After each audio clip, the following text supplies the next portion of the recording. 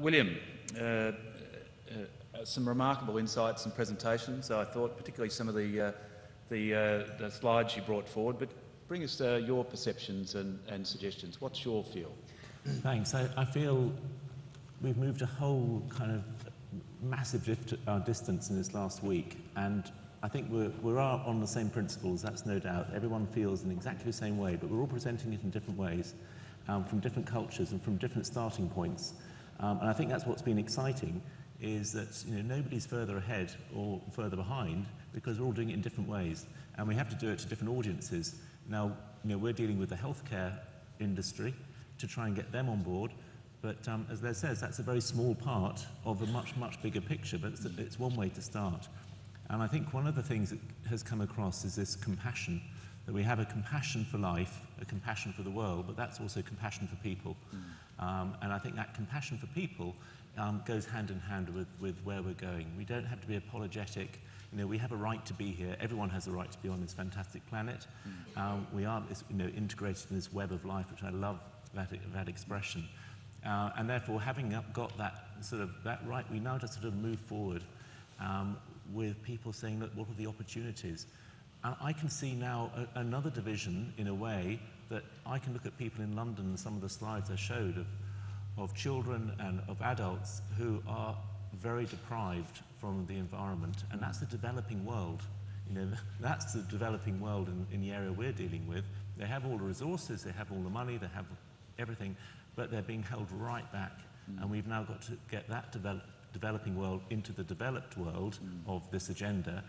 And the indigenous people and people who know far more than some of us at the moment, that's where we have to learn, and that respect and compassion. And I think we heard the word right at the beginning of good manners, right? And I love that, because I think that is a way that we deal with this whole agenda. Yeah, the notion of good manners is one of those, in some respects it's a set of words which is a bit quaint, but it does have real power when you think about that. Connecting people, providing opportunities, and indeed respecting the opportunities that go with connection to nature. So, and I loved that story in a way of exemplifying the issues of the radius at which generations may or may not have moved from the family home. And that was a remarkable story in a sense, and many of us here in the room would have reflected, gee, when I was a youngster, I probably went 10 kilometres or 8 kilometres, or I really knew my own neighbourhood. But that was quite a startling set of reflections about the realities of life for people in some areas. I'll come to you, Stefan, on the end. And Stefan, of course, brought to us the insights around the work that the Foundation's doing, particularly in Cambodia, and some of the reality checks that go with dealing with a country like Cambodia, a country which has been racked by war and remains problematic in terms of engaging still with the outside world.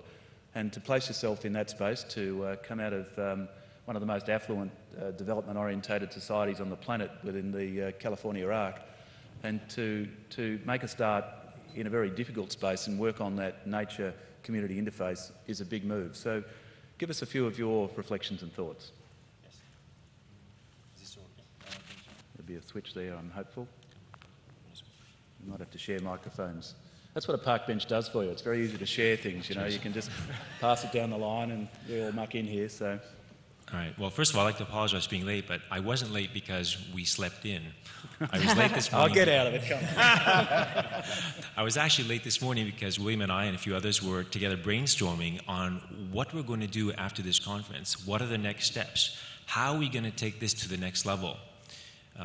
Truly, this conference has been inspiring, especially after leaving Cambodia and coming here and really seeing that we, the people in this room, really understand the links between ecosystem services and well-being.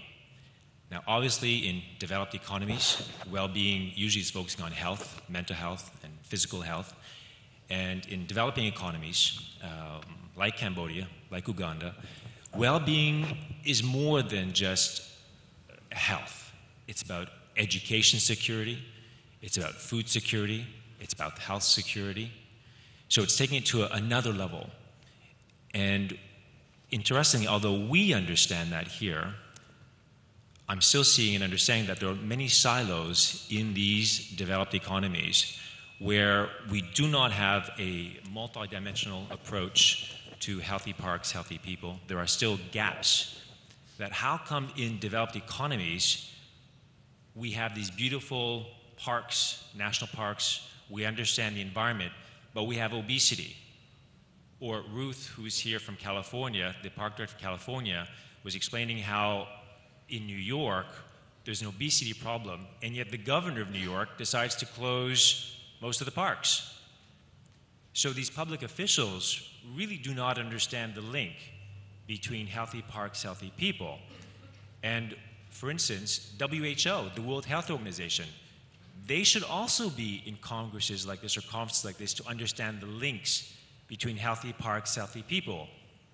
Or UNDP, the United Nations Development Program, should be here to understand the links between healthy parks, healthy people. As I mentioned yesterday, parks, national parks, wilderness areas is not only a gift in developed economies, they're a necessity in places like Cambodia, like Uganda. We just have to connect the dots. And what I'm learning here is that all of you have much to share, much to give to places like Cambodia and like Uganda. How do we begin? Where do we start to tap into this knowledge base? Again, I'm speaking from a person coming from Cambodia.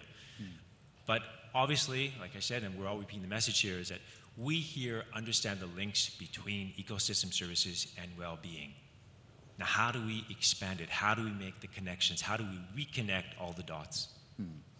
It's a really good reflection. Connecting those dots, in theory, seems pretty simple, but in practice, getting the band to hold and keep it in place over a period of time is a really challenging thing. Keeping things alive, keeping passions and enthusiasms in place. And I was reminded in your comments, Stefan, about that cost-cutting exercise that did happen in the US, and we won't go into the specific states, but it was a very interesting thing, and I happened to bump into Ruth. I think, Ruth, you won't mind me mentioning, and I hope that the day after she'd got the good news that as part of the austerity measures that were being put in place, that a couple of choices. Do you want to close all the parks in California this year or do it over 2 years? And that's a pretty diabolical choice, and I thought, my goodness me, that's a pretty interesting reflection on the policy political process that might be out there that says certainly there's so many other elements in the budgetary process that are important to the function of a democratic state and so on.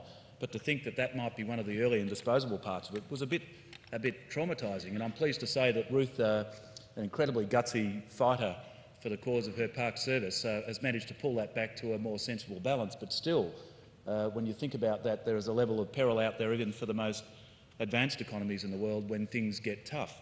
So it's a bit of a reminder, taking the ideas that we have here into developing economies, in some circumstances they start with a far lower base and a lot more effort's required to build the bonds there.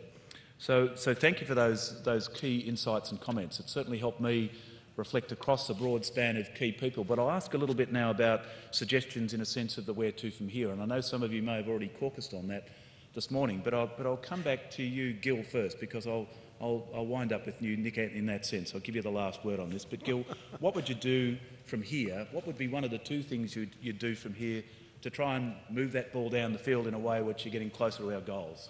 Well, I think that we have to realize, when I mentioned the politicians, was not from the elected officials doing presentations, but elected officials sitting down and absorbing.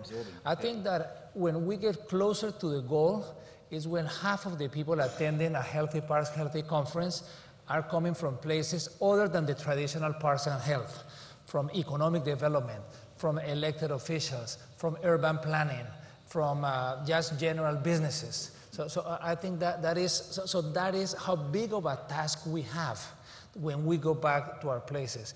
So I think that this week we have been re-energized. This week I think we gained so much knowledge. We absorbed so many wonderful best practices. So, but we have to remember that this week we're talking about walking and parks, but next week we got to go back and walk the talk. I think that's a great comment. If you think about it, sitting in this room are the people who know the story.